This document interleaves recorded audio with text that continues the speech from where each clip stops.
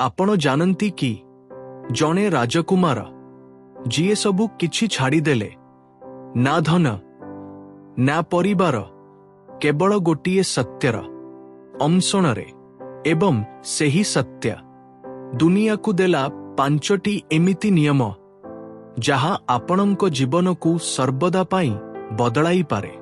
आजी आमे कथा हेबा महावीर समीको विषय रे। एमिति गोटिए सत्य कहानी जहा केवल धर्म नुहे बरं जीवन को किपरि बंचा जाए ताहा सिखाए। बहु वर्ष पूर्वरु एक राज परिवार रे जन्म हेला गोटिए शिशुर। तांको नाम थिला वर्धमान। से छोट बेलू अलगा थिले। जेउ समय रे अन्य माने खेलुथिले से समय रे से ध्यान रे लीन रहुथिले। तांको मनरे थिला गोटिए प्रश्न, जीवनर सत्य उद्देश्य कौन? एही प्रश्न एते बड़ थिला जे 30 वर्ष बयसरे से सबु किछि छाड़ीदेले। चिंता करंतु, एक राजकुमार जहांको पाखरे सबु थिला, सबु किछि छाड़ी से जंगल रे बुलिबाकू लागिले। ना खाद्य ना सुविधा, दिन दिन धरी उपवास। लोके तांकू पत्थर मारिले किंतु से शांत रहिले, कारण से खोजुथिले प्रकृत सत्यर ज्ञान।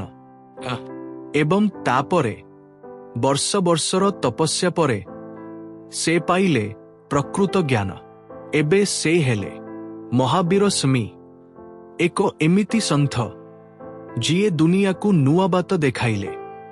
एक अहिंसा, कौनसी जीव को कष्ट दियंतु नाही, शांति आपणंको जीवन को बदलाई देव।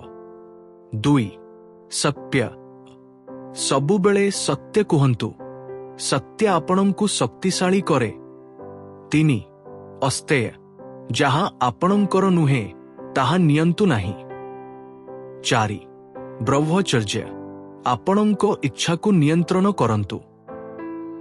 5 अपरिग्रह, अधिक संग्रह करंतु नाही। सरल जीवन प्रकृत सुख।